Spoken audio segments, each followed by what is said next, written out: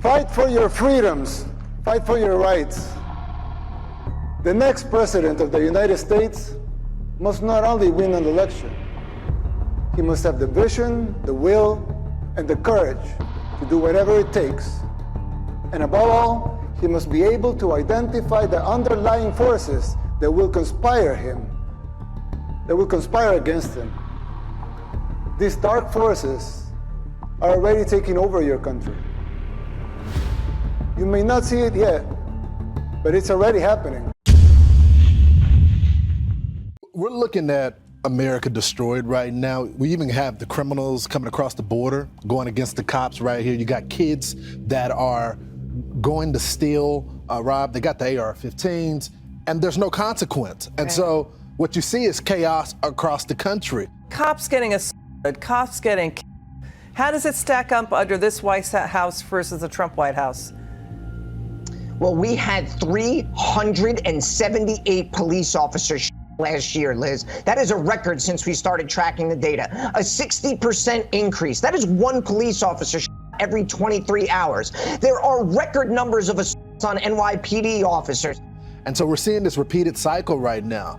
And it used to be an issue where it was just in urban cities. Now it's everywhere. Crime is impacting. If you're American and you see what's happening on the street, you're concerned. You don't want to walk out on the street by yourself at night.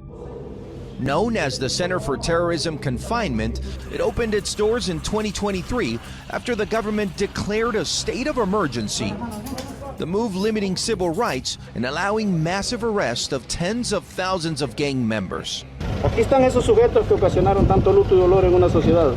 And international watch groups say innocent people are being caught in the raids, many sounding the alarm last year, calling for transparency. We don't know if those who are being detained have committed a crime. Now, the president has admitted that these are harsh measures, but he's also said, Tom, that when the gangs ruled the streets of El Salvador, they did not take human rights into consideration. The president has gone as far as asking the human rights groups to come to El Salvador and take the gang members out of the country to a place where he says they can look after their human rights. So you can see the stance that's being taken by the president, standing firm by his decisions, Tom. Yeah, we're in big trouble here. I mean, these are two of the most dangerous gangs on the planet. They are prison spawn gangs. They come out of the muck and the slime of these South American prisons, which are their stronghold. And as you say, Dana, we knocked them down in late 2000s with just an international effort. But now they're coming back in and they're reestablishing themselves. And that bodes ill for law enforcement across the country. We're going to be living with this crime wave for decades. And I believe that Venezuela is emptying their prisons deliberately and sending these people up here, just like Castro did in the 80s. They haven't evolved on the scale to the point where they're doing more sophisticated crime. And again, you go back to, if you Google MS-13 and machetes, you'll see how they people. New York Attorney General Letitia James has reportedly rejected an offer from former President Trump to settle a civil investigation into his real estate business. The New York Times reports that might increase the chances of a potential lawsuit. So he's being attacked in court. There's multiple court cases. Democrats, again, after he's being attacked in court, now they're resurrecting this narrative that Trump, without any proof, is a Russian asset. He who shall not be named. I know Voldemort well, so there's another guy kind of like him. What does he have on Donald Trump that he have to constantly be catering to Putin, telling Putin, go into these countries, NATO countries? What do you think Putin has on him? I mean, it sure seems like something, as you've said a few times, given that he refuses to criticize him, that he seems to be a fanboy of him. So I don't know what he has on him, but I think it's probably financial, either something financial he has on or something on the come. Yeah, well, let me ask you about that. I got indicted 4 times. I have 8 or 9 trials, all because of the fact that and you know this, all because of the fact that I'm in politics. The 8th Amendment, excessive bail shall not be required, nor excessive fines imposed, nor cruel and unusual punishment inflicted. It is a form of Navalny. It is a form of communism or fascism. Now, the problem for New York is the financial capital of the country, if not the world. But if those rules get abused by prosecutors, they're going to encourage people to leave, companies to leave, and new financial centers to arise. I could see President Trump and other wealthy people and other big financial corporations moving to Florida if they think that elected prosecutors are going to come after them for no good reason. But every day that passes, the environment gets more toxic in terms of traffic of capital. And remember, investors don't have to go to New York. They have other choices. And that's clearly what's happening, is people are saying, why go there when there's this kind of risk? And everybody's asking this question: who's next? Because that's the challenge to quell down the concerns people have, not just domestically. This is a global story. This is about the competitiveness of New York State versus other states, and right now it's not looking good for New York. Yeah, Kevin, you've been really clear on this, and this case is emblematic. But companies have been fleeing New York for years. A report from last August found that nearly 160 Wall Street firms have moved their headquarters out of New York since the end of 2019, taking nearly $1 trillion in assets with them. That's according to data from 17,000 companies compiled by Bloomberg. So the regulations, the regulatory environment is one thing, but if you add an arbitrary regulatory and justice environment on top of it, then yes, they could try to pretend like Donald Trump is an outlier. But who is next? Kind of answer that question you posited. Is it friends with Trump? Is it like Trump? Is it once treated about Trump? Where does it stop? This shift is an extremely dangerous trend that undermines these institutions. Effectiveness and their credibility is at stake, both home and abroad. This is a warning from a friend. You should adhere to their foundational principles and purposes and denounce this new institutionalism.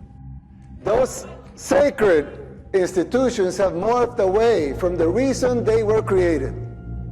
We should not defend those institutions for the sake of being institutions.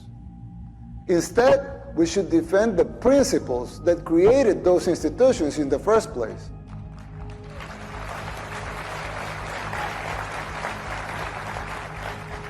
It's troubling to see that this is happening everywhere. Not only in El Salvador and the United States, it's happening everywhere. But even here, in the United States, in the most powerful country in the world, even here, it's happening. America should listen to these words, not because the El Salvador model should be replicated here, but because these specific examples apply to any nation that has lost or is losing its way. Ask yourself why this is happening, who is supporting it, and whether it's by ignorance or by choice. And fight it. Fight it with all your heart and soul, and be the beacon of hope. And be the beacon of hope that your founding fathers, with all their faults like every human being has, dreamt for your country. It's astounding what's happening in Jacumba, just an hour east of San Diego. It's unprecedented, and we've never had it like this. And I think if you've clearly shown, there's folks from all over the globe. There's Middle East, there's Chinese nationals. Unprecedented here in San Diego County. With an increase in robberies perpetrated by migrants on scooters, we are now learning that the attacks may be coordinated and linked to large crime groups. One migrant telling the Post, quote, "It's much bigger than me. In a million years, I never thought you'd catch me. I've been going to Miami every 3 weeks, and it's much bigger than me." Elon Musk jumped into the fray. He's not giving his AI competitor a pass, saying, quote, "The woke mind virus is killing Western civilization." Google does the same thing with their search results. And so it brings up a broader concern. For a lot of people, Google is synonymous with informing yourselves, right? It's a verb, Google it. And so you've got search algorithms that are built by people, AI that's trained by companies with a specific narrative. We can think we're doing our own research, but it's really impacting what we know, Emily. Google has apologized, but they're not sorry. If you Google anything on any political issue and then look at the results, I've got to go down like 6 pages to find anything from a conservative news outlet. They push this fake news, left-wing garbage on their search engine. So no doubt they're going to push the same thing on their AI product. And again, you look at algorithms, you look at, the humans craft the algorithm to give certain outputs. So it's garbage in, it's garbage out. They're sorry they got caught. Like, they talk about whatever album is 1989. It's literally 1984, but it's 1989. We're being programmed to have to watch her 24/7. I mean, it's really like an Orwell novel. It's Orwellian how much Taylor Swift is being thrown in our face, especially here in America. Some might say I'm exaggerating, but we can clearly see the signs of a declining society because our own hit rock bottom decades ago. Even after our first war in El Salvador, we failed again to look into the signs of the second civil war that was coming, the gang war. After 1 million people fled the first war, a lot of them came to live in ghettos here in the United States, where the gangs were formed. When former President Clinton deported a lot of those gang members without telling us they were gang members, they were criminals. They roamed free and recruited young people, thousands of young Salvadorans, to join the gangs. At first, they seemed like petty criminals, but they began to change and transform until they became the unscrupulous that we know today. Most of them even perform satanic rituals, and this has been well documented.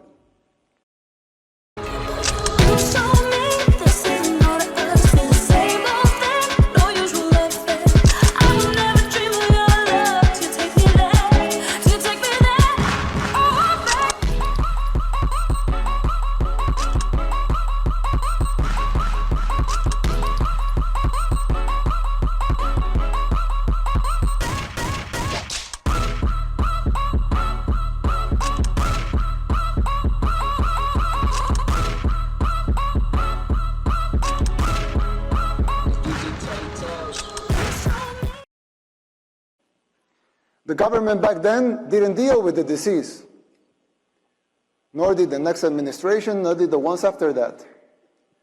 The disease that had begun with mild symptoms got worse and worse.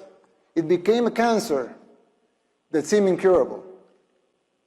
We are already seeing these symptoms in the United States.